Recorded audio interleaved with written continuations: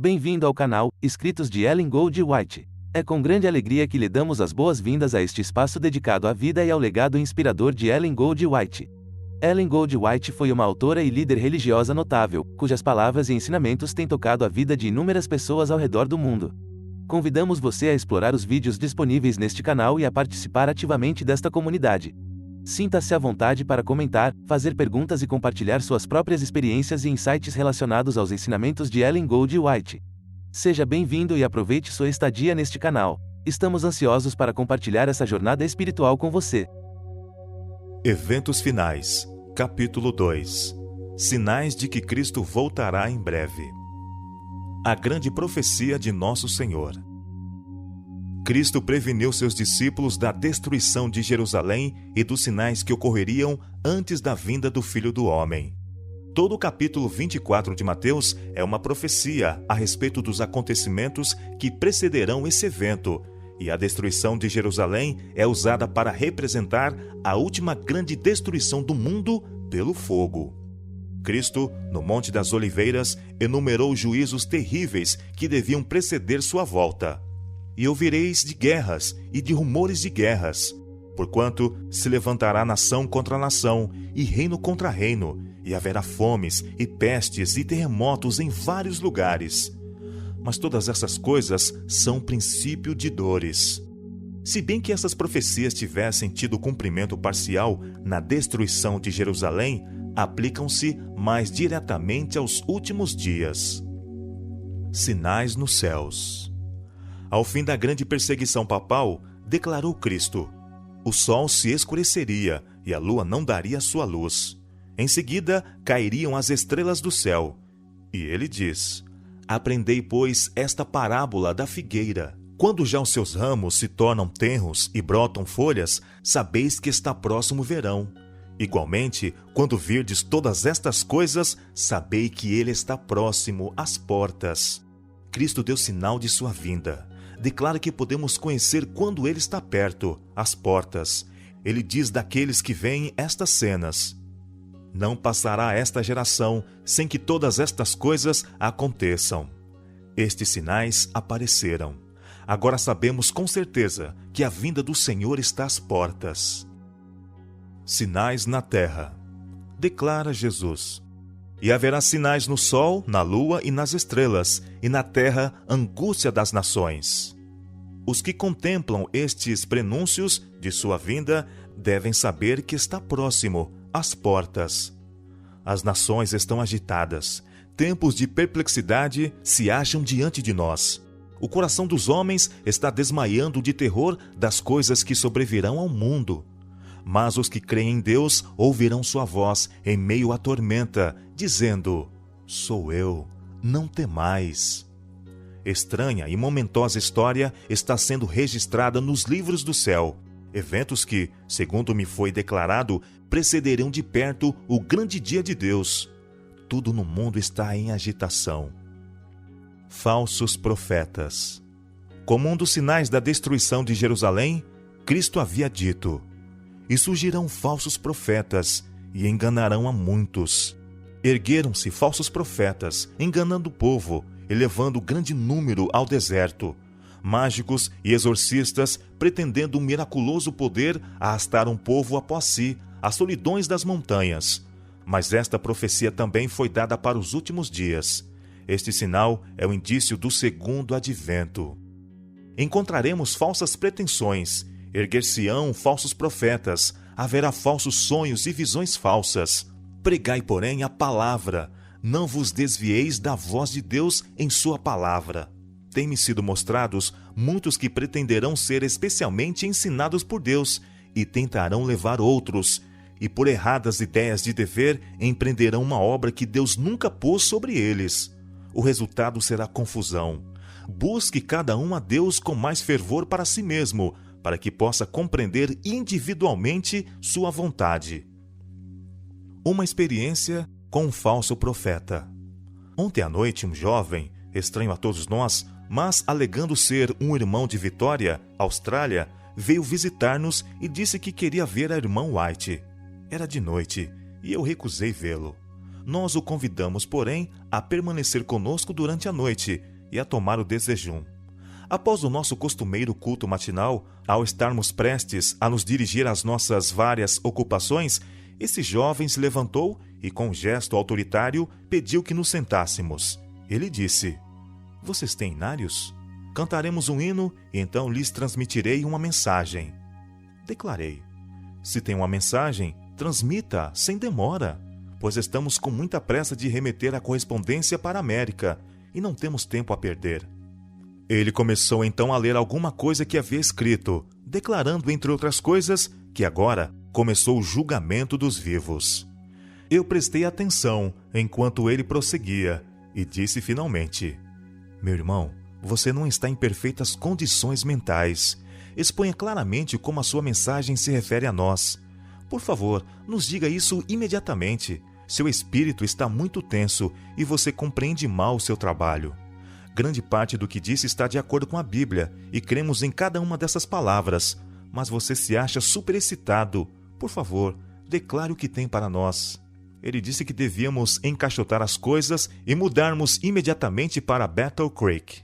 Perguntei por que razão e ele respondeu: "Para transmitir esta mensagem de que começou o julgamento dos vivos."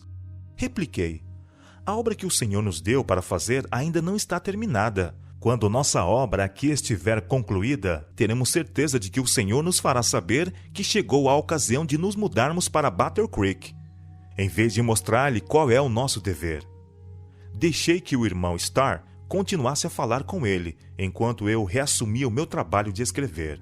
Ele disse ao irmão Starr que quando a irmã White lhe falou tão bondosamente, mas com tanta autoridade, começou a ver que cometera um erro e que as impressões que o haviam incitado tão vigorosamente não eram coerentes ou razoáveis.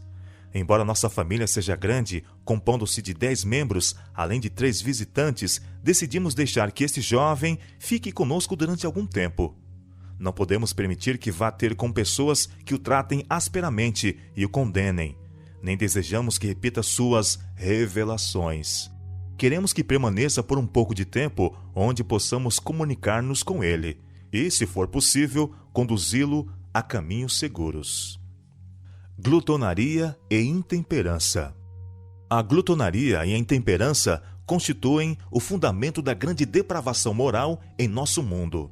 Satanás está ciente disso e tenta constantemente a homens e mulheres para que condescendam com a gula à custa da saúde e mesmo da própria vida. Comer, beber e vestir-se tornam-se o alvo da vida para o mundo. Tal estado de coisas existia antes do dilúvio, e este estado de dissipação é uma das marcantes evidências da breve terminação da história terrestre. O quadro que a inspiração nos deu do mundo antediluviano representa muito verdadeiramente a condição a que rapidamente a sociedade moderna caminha. Sabemos que o Senhor virá muito em breve. O mundo está rapidamente se tornando como era nos dias de Noé. Ele se acha entregue à condescendência egoísta. O comer e o beber são levados a excessos. Os homens estão tomando as nocivas bebidas alcoólicas que os deixam transtornados. Atos de violência. Nos dias de Noé, a esmagadora maioria se opunha à verdade e se apaixonara por um conjunto de falsidades. A terra estava cheia de violência. A guerra, o crime e o homicídio eram a ordem do dia. Assim será também antes da segunda vinda de Cristo. As uniões trabalhistas rapidamente se agitam e apelam à violência se suas reivindicações não são atendidas. Mais e mais claro está se tornando que os habitantes do mundo não estão em harmonia com Deus. Nenhuma teoria científica pode explicar a firme marcha de obreiros iníquos sob o comando de Satanás.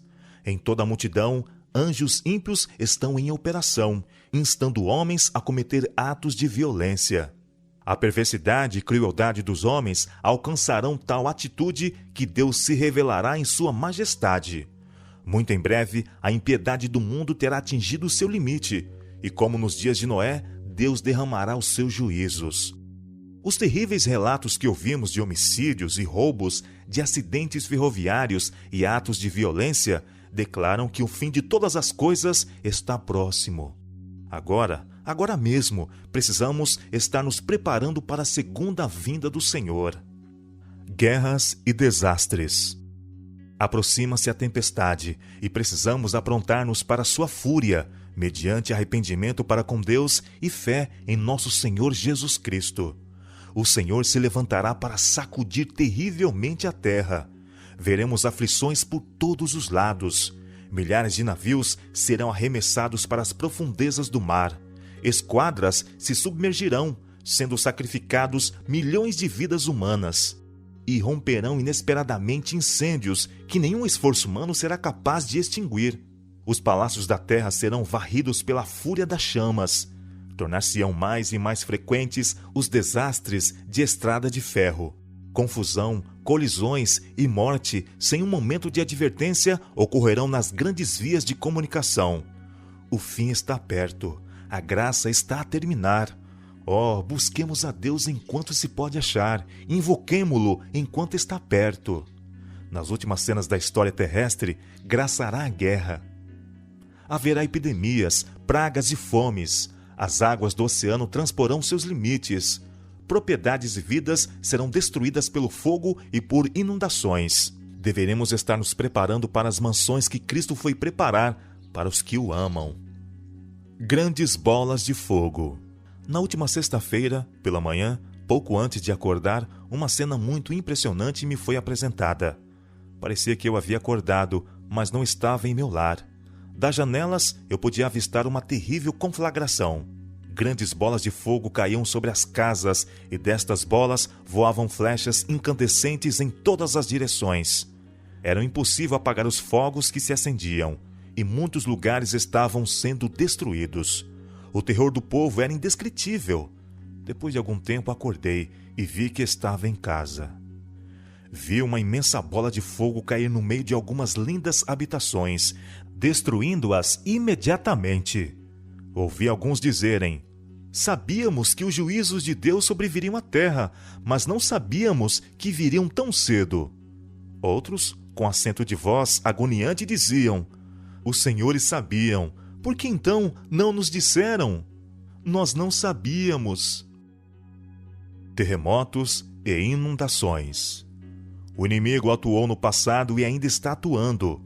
Ele desceu com grande poder e o Espírito de Deus está se retirando da terra. Deus tem retirado sua mão. Só temos de olhar para a Pensilvânia. Ele não impediu que o diabo acabasse com a existência de toda essa cidade. E essas mesmas coisas aumentarão até o fim da história terrestre. A crosta terrestre está dilacerada pelas explosões dos elementos ocultos nas entranhas da terra. Estes elementos, uma vez desprendidos, arrebatarão os tesouros dos que durante anos têm aumentado sua fortuna pela aquisição de grandes posses a preços de fome dos que estão ao seu serviço. E o mundo religioso também será terrivelmente abalado, pois o fim de todas as coisas está às portas. Chegou agora o tempo em que num momento podemos estar em terra sólida, e no outro momento pode ela estar fugindo de debaixo de nossos pés. Haverá terremotos onde menos se espera. Em incêndios, em inundações, em terremotos, na fúria das grandes profundezas, nas calamidades por mar e terra, é transmitida a advertência de que o Espírito de Deus não agirá para sempre com os homens. Antes que o Filho do Homem apareça nas nuvens do céu, tudo na natureza estará em convulsão. Raios do céu, unindo-se ao fogo na terra, farão com que as montanhas queimem como uma fornalha e lancem suas torrentes de lava sobre aldeias e cidades. Massas derretidas de rochas lançadas na água pela sublevação das coisas ocultas na terra farão ferver a água e arremessarão pedras e terra. Haverá fortes terremotos e grande destruição de vidas humanas. Crimes, fomes e epidemias. Satanás está trabalhando na atmosfera, envenena-a, e aí dependemos de Deus quanto à vida, nossa vida presente e eterna. E estando na posição em que nos encontramos, importa estarmos inteiramente alerta, totalmente devotados, de todo convertidos e consagrados a Deus. Mas parece que nos achamos como paralisados. Deus do céu, desperta-nos. Deus não tem impedido que os poderes das trevas levem avante sua nefanda obra de poluir o ar, uma das fontes de vida e nutrição, como um miasma fatal. Não somente é afetada a vida vegetal, mas o homem sofre de epidemias. Estas coisas são o resultado de gotas das taças da ira de Deus que estão sendo borrifadas sobre a terra e constituem apenas débeis representação do que acontecerá no futuro próximo. As fomes aumentarão, epidemias arrebatarão milhares de vidas, perigos provenientes dos poderes de fora e de atuações satânicas por dentro estão por toda parte ao nosso redor. Mas o poder moderador de Deus está sendo exercido atualmente. Foi-me mostrado que o Espírito do Senhor está se retirando da terra. O poder mantenedor de Deus logo será recusado a todos os que continuam desrespeitando os seus mandamentos. Os relatos de transações fraudulentas, homicídios e crimes de toda a espécie chegam até nós diariamente. A iniquidade está se tornando uma coisa tão comum que não ofende mais as suscetibilidades como em tempos passados. O desígnio de Deus nas calamidades. O que significam as horríveis calamidades no mar, embarcações arremessadas para a eternidade sem aviso prévio? O que significam os acidentes na terra? Fogo consumindo as riquezas que homens acumularam, em grande parte pela opressão dos pobres? O Senhor não intervirá para proteger a propriedade daqueles que transgridem sua lei, violam seu concerto e calcam aos pés o seu sábado, aceitando em seu lugar um dia de descanso espúrio. As pragas de Deus já estão caindo sobre a terra, arrebatando os edifícios mais suntuosos como por um sopro de fogo do céu. Esses juízos não farão com que os cristãos professos caiam em si? Deus permite que sobrevenham, para que o mundo se acautele, para que os pecadores temam e tremam diante dele. Deus tem um propósito ao permitir que ocorram essas calamidades. Elas constituem um de seus meios para chamar homens e mulheres à razão. Mediante atuações incomuns pela natureza, Deus expressará a instrumentalidades humanas em dúvida o que ele revela claramente em sua palavra. Quão frequentemente ouvimos de terremotos e furacões, de destruição pelo fogo e inundações, com grandes perdas de vidas e propriedades. Aparentemente, essas calamidades são caprichosos desencadeamentos de forças da natureza, desorganizadas e desgovernadas, inteiramente fora do controle do homem. Mas em todas elas pode ler-se o propósito de Deus. Elas estão entre os instrumentos pelos quais ele busca despertar a homens e mulheres para que sintam o perigo. Os eventos futuros estão nas mãos do Senhor. O mundo não está sem um governante. O programa dos sucessos futuros está nas mãos do Senhor. A majestade do céu tem sob sua direção o destino das nações e os negócios de sua igreja. Essas representações simbólicas, as serpentes ardentes no deserto, têm dupla finalidade. O povo de Deus não somente aprende delas que as forças físicas da terra estão sob o controle do Criador, mas também que os movimentos religiosos das nações se acham sob o seu domínio. Isto é especialmente verdade no tocante à imposição da observância do domingo. Na grande obra de finalização, nos defrontaremos com perplexidades que não saberemos contornar, mas não nos esqueçamos de que as três grandes potestades do céu estão atuando, que a divina mão está posta ao leme e que Deus fará cumprir os seus desígnios. Assim como aquela complicação de semelhanças de rodas se achava sob a direção da mão que havia sob as asas dos querubins, o complicado jogo dos sucessos humanos acha-se sob a direção divina. Por entre as contendas e tumultos das nações, aquele que se assenta acima dos querubins ainda dirige os negócios da terra. Nos anais da história humana, o desenvolvimento das nações, o nascimento e a queda dos impérios aparecem como que dependendo da vontade e proeza do homem. A configuração dos acontecimentos parece determinada em grande medida pelo seu poder, ambição ou capricho. Mas na palavra de Deus, a cortina é afastada e podemos ver acima, para trás e pelos lados as partidas e contrapartidas do interesse, poder e paixões humanos, as instrumentalidades do todo misericordioso, executando paciente e silenciosamente os conselhos de sua própria vontade. A consideração do céu pelas questões da terra. Poupando a vida do primeiro homicida, Deus apresentou diante de todo o universo uma lição que dizia respeito ao grande conflito.